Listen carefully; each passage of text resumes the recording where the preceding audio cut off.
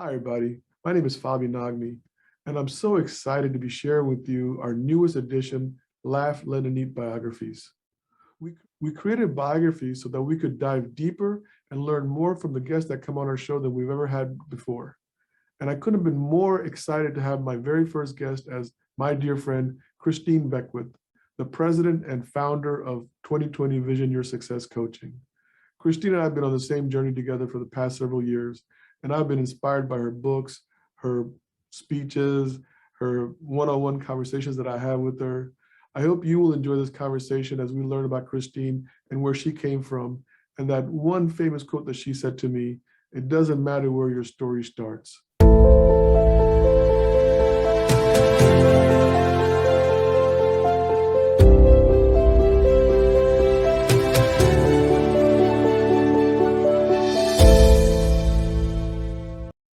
All right. So as I said, I got my dear friend Christine on here. Christine, how are you? Hi. I love the image of the opening, man. That gets my creative juices flowing. I love art, man. That looks great. Yeah. We wanted to do something different with biographies because, with the podcast is fun. Sure. And I can bring out my humor side, which I love. But I really wanted to find out more about people like you. I mean, and you've always been such an interesting person for me to get to know over the years. And knowing your story as well as I do, I just felt it was like, I know you I know you don't shelter your stories from anybody. It's a nice way of putting it. I am shared, yes. Yeah, but I do know that there's pieces that sometimes people don't get to hear, and we get to do a little bit of deeper dive today. And then obviously we want to talk about the 2020 Vision for Success Summit that's going to be happening next month in Tampa, Florida. I love that you're doing this, Fobby. First of all, congratulations to you on all of your success. I mean, I have been a fan of yours, which forever.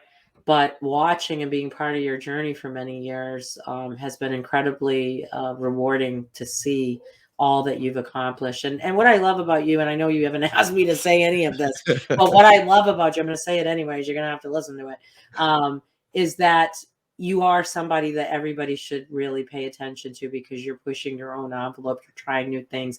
This very show, I would say a couple of years ago, when you said, "Hey, I think I want to do a podcast."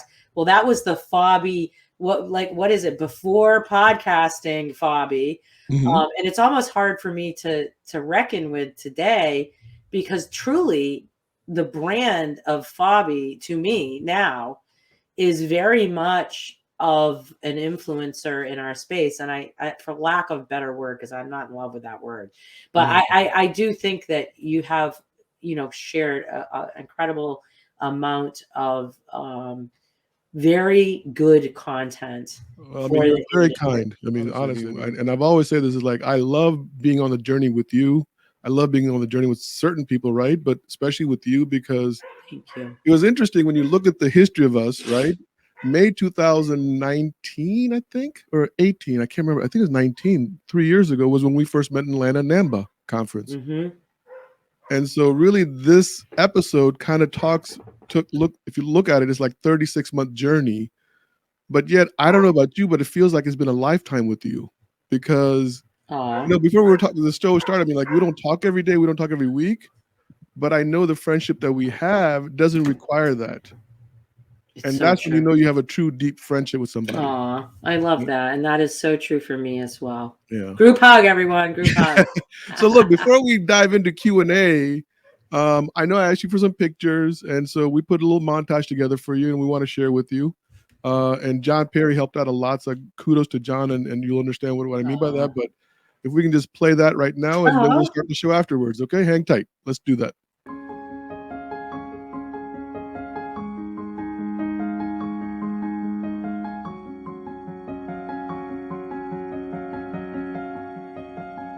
It doesn't matter how your story starts. Each page is but a day. You can choose to write it yourself, the words you want to say. Should anyone else write your page, that's a choice you choose to make. Does each story really end, or is it yet another beginning? Do we not speak of time as if it is never ending? long before we become memories for others to visit and talk as if it were only yesterday. Then we understand that we are not finished. No, we still can choose the words that they may say. So let us laugh, my friends. Let us live, my friends. Tonight we shall be the best there is. For tomorrow when we wake, years will have gone by as if it were only yesterday. No, it really doesn't matter how your story starts. Oh my God, I'm so emotional right now. You have no clue. Oh, The picture of my mom and dad and my son. Oh my God. Anyways. that's awesome. Well, it's like my life flashing before my eyes. That's so beautiful. Wow, you guys dug deep. There was some really old ones in there. There's some big hair in there. Oh my God. But thank you. Thank you. we wanted to indulge a What little bit, and life I've had already. yeah, I mean, obviously you can't capture that in a minute 16 seconds, right? You did a good job. Well, You I got mean, my friends and John's my voice is family. perfect with that poem that we wrote, and really, I mean, when I know it's a shameless plug for my book, but in Falling Forward, I put that poem in there. It was inspired by you, because our very first interview back in 2019, you said those famous words to me, that it doesn't matter where your story starts. That's right. And that's a great place for us to start this interview, right? Because thank you. Wow, what an honor that just was to see. I mean, your story has some very humble beginnings that little montage showed us. I mean, it's not like you came from this, amazing, huge, behemoth house of a on the lake somewhere, right? I mean, you had some very humble beginnings, but still you found a way to do something that other people may not have been able to. I mean, look, other people have done it, but you found your own way and your own path. And I think that's what I really understood from you, right? I didn't realize Meredith, New Hampshire was such a vacation spot for Bostonians during the summertime until I started doing my research on this. Yep. So that really put another layer of, okay, this is how Christine saw her world. You know what I mean? It so, got really busy every year in September. I mean, right at Memorial Day weekend, all the way through September, rather, it got crazy because I lived in a tourist area, and you don't realize as a little kid, because you're going to school in the off season. And then when summer would come, the whole area exploded, and still true today, 80-something% of the homes are of the 78 miles of shoreline of the Great Lakes of the White Mountains, which is the runoff of the White Mountains. By the way, I didn't know how beautiful it was. I knew it was pretty. And you just, as a kid, you're just not looking around. You're in it, And so I don't know, like just in the last decade, have I said, wow, I grew up in this like heaven sent of a place, but it was very economically wealthy. My mom and dad were teenage parents. God bless them. And they provided us a safe, warm, well-fed, well-structured, clean, and I would say morally sound, shelter to live in. And yet by societal standards, we lived in a trailer park, and that's okay. I think as a child, my self-awareness to my economical status was vivid. And I would say at some parts, because you know what it's like having teenage kids, they're very materialistic. And I was very ungrateful for my situation at some point in my life, probably 12 or 13. I apologized to my mom and dad for so many years because I really was vocal about like, why did we have to be here? Because we were living amongst wealthy people. We were going to school with wealthy people. All my friends had silver spoons and cars, and their parents owned hotels and inns and restaurants and businesses. And anyways, I didn't know that foundationally until I was older, that all of those homes, I'm talking like most of those kids had broken homes in other ways. And so I want to ask you one question is, where did that drive, like in Meredith, New Hampshire? All of this said, the drive to answer you, I think 18 years is it, like, let's start the clock and I'll be back in 18 years. It's a long time to sit wanting things you can't afford. It is a long time to wear clothes that maybe feel less than fitting in. Maybe, I didn't even bring my, I don't want to shame my parents in any way, shape, or form, but I did not bring my school field trip type permission slips home because I was self-aware as a little girl that there wasn't extra. Well, you even talked about it in one of your book, I think, Breaking the Cycle, where Yeah. you got a camera for your Christmas Yes, present. that's so funny you remember this. Right? You're the best. You're the best interviewer. I'm telling you right now. Nobody has anything to do. And you said to your parents, like, why did I get this particular? I can't remember the details of the camera, and they actually saved up and they went back and got you the camera that you wanted. Yes, I blew a Christmas morning over the fact that I needed a manual and automatic 35 millimeter camera for photography class. Yeah. And they bought me an automatic and it wasn't a manual. And of course the difference was hundreds of dollars. And I woke up and they were so excited to give me this gift. And I was such a jerk. And I made it known and I threw myself on my bed and it was the wrong camera. And oh my God, I hate myself thinking back. But they literally went to work without saying anything to me and bought me the one that I needed. And I know that it took overtime and extra they didn't have. And they didn't never wanted to disappoint me, Yeah. My mom and dad admire my drive today. My father has sat in audiences weeping. He saw me come back to Meredith when I wrote my first book and I had a little bit of a cross-country book tour and it started in my hometown. Nice. And he cried through the whole damn thing. I mean, like literally in the back row with his cloth handkerchief. And when he's interviewed, which he has been on occasion, he'll say, I knew, that she was going to go places because I was just always a dreamer. And I want to tell you, I could have easily had that dampened, that dreaming, because a lot of people thought I was crazy when I was little. I had these lofty ideas of what I was going to become in the world. And as a little girl, I think people want to keep your feet on the ground and they want you to be logical. So I had a lot of people saying, well, that's nice that you want to do that. Yeah. It's nice that you want to become I knew I wanted to be an author in the 5th grade. I had a teacher saying, Christine, you're really well written and you're a good teacher. You're a good writer. I think we should try to get some of your stuff published. And I did. I had a couple of poems published in Cricket magazine. I don't know if you remember Cricket. Cricket was one of the childhood grade school magazines in America. It was a big deal. I would actually compete in the New York young authors competition. And I said, one day I'm going to be, I didn't want to just be an author. I wanted to be a best-selling author. Right. And so again, I didn't even make that dream come true until I was 48 years old. But you still got it. You got it. I got there. And let's go back to your parents real quick. But because you also said something else in Breaking the Cycle. You gave your parents, and if I remember right, it's Merle and Sandy. Yes. Merle and Sandy Stiles. Yeah. Right. Good.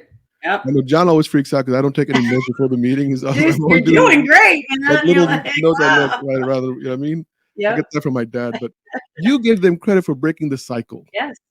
So two-part question, right? One, what cycle are you talking about, right? Because it didn't seem like the economic cycle was broken based on what we know from your writings, right? And then why would you give them credit, not yourself credit? Yeah.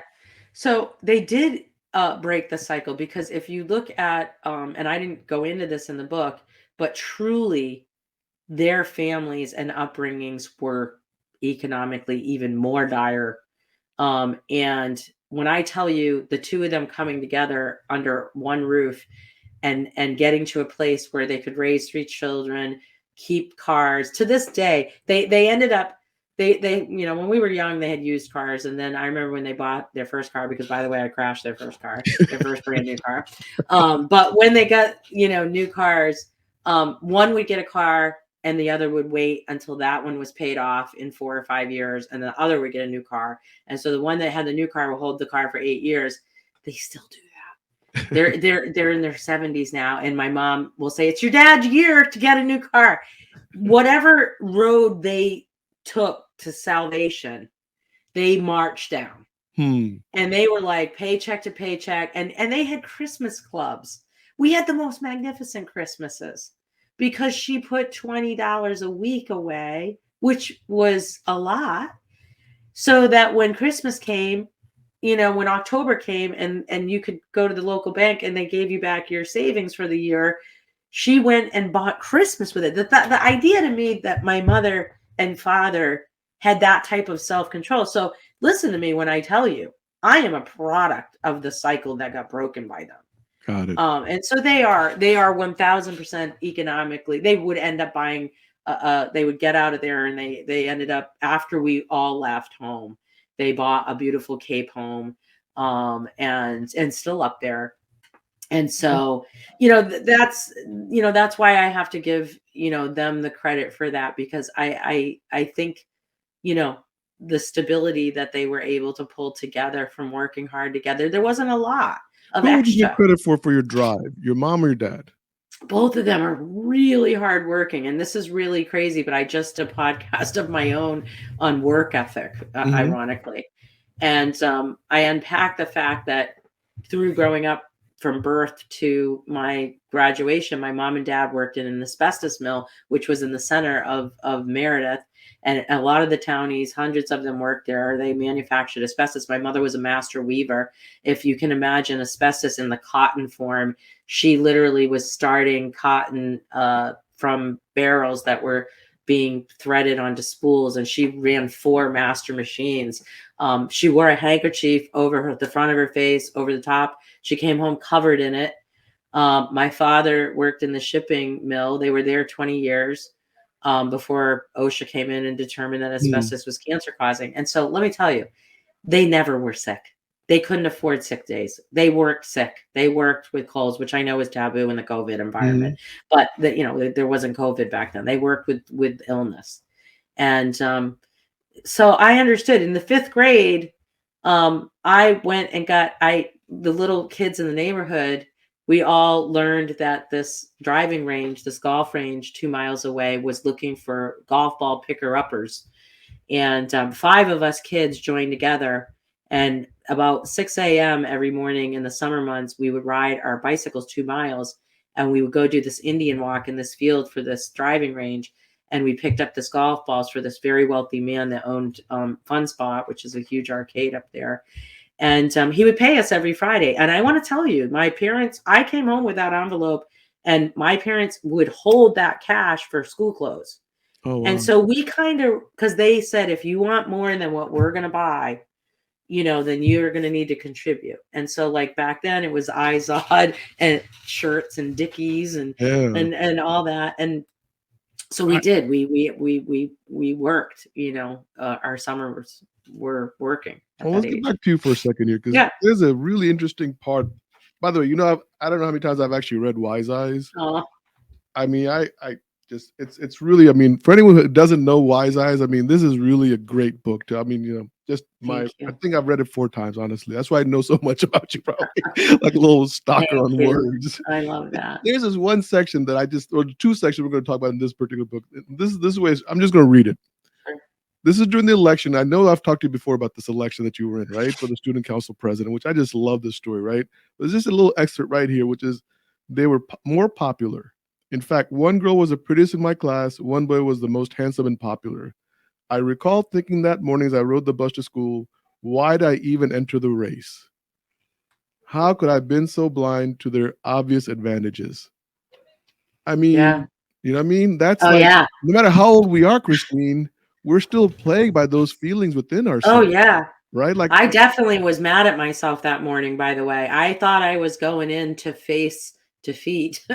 They were announcing the ballots over the intercom, so we weren't pre-told who won or lost. And they had us all stand in our classrooms, and I was the only one in my class that had tried to do this democratic process. The other kids were in other classrooms, but the principal had come over the microphone and stuff. And anyways, I just was mad that I had reached so far. And I was kind of feeding into the idea that you know, my mom had said, well, you might be disappointed, you know, I know you've worked hard. Um, and I just listened, you know, back then, I think the reason I came to terms with the fact that I needed to leave the mortgage industry directly as an executive leader, and I needed Mhm. to put my heart into helping other people as a business. I think about where I would be if my principal, Phil McCormick, when I was in that 6th grade spot, wouldn't have sat me down and said, do this, you've got this, you can do this. And then along the way, you know, I found Phil McCormick, you know, a dozen years later, and I began to form a foundation in the memory of one of my lost friends, Charles Brown, to give scholarships back. And Phil would come and speak at one of my art shows where I raised money to do these scholarships, which I did for many, many years. I went back and I paid it forward to other children that needed money to go to school and stuff. And so, you know, there's a lot of people that have showed up on my road and fueled me from one spot or taught me this incredible lesson. I would tell you that I think I wrote in Wise Eyes that that lesson may be singularly responsible in and of itself for me having an inner belief system. Whereas every time I want to pump the brakes and tell myself not to try something, Mhm. that I actually go in the other direction and counterintuitively say, no, Yeah. don't listen to that voice. You can do this. I've often said if I listen to that voice inside my head, if that was actually a different person, like a living, breathing person next to me, I wouldn't be friends with that person. Yeah. I would Yeah. I would like So say, "Get the true. hell out of my life. You're wrong every time. 99.9% of the time, you've been wrong for It's 54 so years." true. Yep. But Yep. I'm stuck with that guy because he's inside of me, right? And I think Yeah. that's what you're So talking to, true. right? That Yeah. we can't get rid of that voices in our head no matter how successful we are, no matter where we reach, there's always gonna be that little bit of voice that we have to overcome. Yep. Now, do you Yep. still deal with that voice today? Like today, May 20th, Of 2022? course. Yeah, I literally had something happen today that I, you know, stopped and felt some pain over, and had to reason with the thinking I was feeling over a decision I had made with a consequence that was occurring. And I know that when I made the decision, I felt that it was the right decision, that I'd given it a lot of thought. I knew could possibly be some fallout, the fallout's occurring. And I sat with it for a minute today. And your knee-jerk reaction when you know, any type of loss, relationship loss or loss in business or anything like that can feel like a loss, of course. Mhm. But when you're willing to lose things to gain things, like it might be more peace, it might be, you know, I'm going to push this employee out because they're hurting our firm. They're not a culturally aligned person. I'm going to push this client out because they're not doing the work they should be. You know, whatever it is, it's still a loss. And because I'm an empathetic leader, I feel that pain and loss. And so the hard part for me is I came to terms a dozen years ago that I would not be a good leader if I only relied on my empath feelings to drive Mm. my leadership. And so somewhere along the line, I realized that tough and good leadership, integral leadership, if you will, comes from also being able to call out bad work ethic, call out bad results, call out bad culture, call out bad performance. Because by doing that, I would give strength to those that were doing well. Because the greatest deterrent, I think, anywhere sometimes is allowing something to happen. If you have somebody that's working terribly hard on a team and someone else isn't, you're telling the person that's working hard that their work does not matter. And so I will just say something happened today where the voice in my head told me, oh no, this is what I worried about. I worried that this Mm. person might get off my bus or whatever. Got it. And here's where it went. Within 30 minutes of thinking it through and not reacting to the pain of it, I said, why did I do this to begin with? Why did I push in this direction? Oh, yeah, that's right. Okay, this is for the better. This is going to be good. And I immediately began to see the reaction of people that heard the news of this particular situation. Mhm. And it was positive. People were like, good, thank God. And then I said, okay, I did do the right thing. I did do the right thing. So, of course, you know, all of us are going to go through that. I think if you can ground yourself. There's probably no right way to make a decision, is there? Yeah. I mean, I don't think, that's what in my life, that's what I'm coming to realize. It's like, you got to make a decision. You make it based on the best information you have. Yep. You got to jump over the voice in my head. I have to jump over the voice in my head, right? Yep. And then I hope I land on my feet. You have to live with what you decide. Yeah. And I have found that winning lives on both sides of loss and gain. And what I mean by that is you can make a bad decision turn out right. But what you have to do is you have to be willing to own whichever direction you're going. So many times I see people die on the fence every day of indecision. Yeah. They're not growing and they're not shrinking. They're just existing. That's the worst. And man, that's the worst. It really is, because at least if you're dying, you're doing some form of activity. If you throw yourself in some direction and you realize you went in the wrong direction, well, amen, you went in a direction. Yeah. And that is good. And now you can turn your butt around and come over here to the right direction and correct. But the one great thing about that is you were willing to take a risk, which tells me you have the ability to be successful. Because here's where success doesn't grow, is in the non-action people that are stuck or can't start. There's so many non-starters. There's so many indecisive people in the world. It's a real plague. When you resigned from your last mortgage lending, I mean, you were the national lender, sales manager, whatever that title is. I'm sorry, right? Yep, VP of sales. Yep. Yeah, and so there had to be indecision about your decision. Oh, sure. Yeah. Oh right? My God. And yes, even after, because I imagine after you left, there had to be some indecision, right? Dude, if you could have had a camera, you want to talk about a moment in time. I'll bring you, if you give me 2 minutes, I'll say really fast.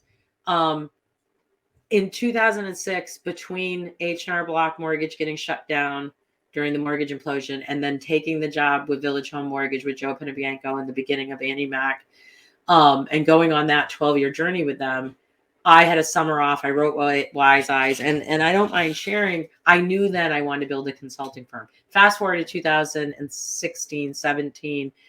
I was way past the time I thought I was giving to Annie Mac. I had said, I'll give you 5 years. I'll help you get this thing growing. And then I'm going to go. And I didn't go. I stayed. And I stayed and I stayed and I stayed. And as the years wore on, like with any job, it changes. Your environment changes. The people you're sitting at the table changes. You know, things can become, a grind. This business can become a grind. And I wasn't as inspired as I had been, or I knew I could be. And I just kept asking myself, did I have more? And I have to tell you, Joe Pinabianco played such an incredible role in my processing of this decision and then leaving. And he was the person that stood on the stage at the annual summit and told a very shocked audience that I was going on. And his words, which I had no idea what he was going to say, were poignant. And I've had a memory pop up on my phone recently with the video that they made of my exit. And just recently, I guess, a few months ago, I saw it. And his words were really, he said, sometimes, and I'm paraphrasing, but he said, sometimes people grow beyond a place that they're standing, and that the only place they can go is over the side of the cliff, and they spread their wings and they absolutely soar. Wow. And that's what he said on my exit. He said, and this person that I'm about to announce is leaving our firm is ready to take that leap. And he said that, and that was incredibly powerful for me. That was, it was beautiful way to put what was happening to me or what I was feeling or what I wanted to do. And legitimately, I ended up being able to take that leap and incredibly just the night that the lights went out on my email for Annie Mac, I want to tell you, I was sitting with a roll of toilet paper in the living room on a couch. And for 12 years, when someone would get terminated or resign from Annie Mac, it would say, the subject line would come over and it would have the person's name. And it would literally, be making the statement that they went dark, basically. And I was getting texts from all the executives and leaders and branch managers that received that message. And it said Christine Beckwith, and it said the final words, and with like crying emojis, because for them to see like the curtain call for me. And that night I wept because it was scary. And it was, even though I was going in this direction, I was leaving at the top of my field. I felt like I did the Seinfeld thing. Like I left people wanting more. I left in good, in a good relationship. They became my first client. They honored me with buying my first contract. They're still a client today. So they didn't put their foot on my ass and shove me out the door, which was amazing. And that is indicative of our industry, right? I mean, that's kind of the way people get treated. I mean, I know plenty of friends who work with large lenders, and as soon as they leave, they get the boot. You know what I mean? Yeah. And there is Get the hell out. Don't let the door hit you on the way out. Yeah. You know what's interesting? When we were doing research for this show, I came across, I think it was like, wherever you mentioned, like 2013, or you did some kind of seminar, and it was called Vision for Success. Mm-hmm. Yeah. So my you website beforehand, I in did. other words, right? 2006, I bought the domain for this website that is live today for 2020 Vision. And it was visionyoursuccess.net. And I paid for that domain for 12 years before it came to life. I was like not letting it go, because I had this epiphany sitting on the beach of Lake Winnipesaukee. I'd rented a house for the summer. Jagger was a year old. I was between jobs, and I was writing. I didn't know I was writing Wise Eyes that summer. I was writing that summer. I was afraid I wouldn't remember everything that had made H&R Block hugely successful. So is Wise Eyes like post H&R Block? It is. Right? It's immediately following. Yeah. Right. So but reflective on a lot of the things I did there that were successful. Yeah. Now, something you wrote in Wise Eyes also, you talked about the disadvantages of being a female sometimes in the executive arena. Chapter 14. Yep. Right. So I mean, there was like a double standard almost.